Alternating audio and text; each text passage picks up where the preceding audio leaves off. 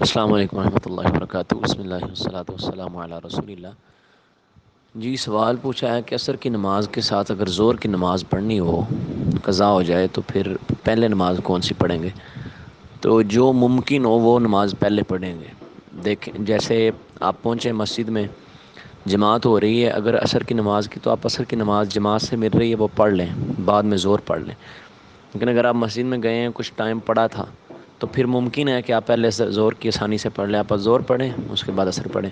یا پھر ایسا ہے کہ آپ کچھ ساتھی ہیں اور وہ پہلے ان کی دونوں نمازیں رہتی ہیں، تو آپ پہلے ظہر کی جماعت کروا لیں پھر عصر کی کروا لیں۔ تو یعنی جو آسانی ہو، اگر ممکن ہو کہ پہلے آپ ظہر سے پڑھ سکیں تو پھر ترتیب کو لازم رکھیں۔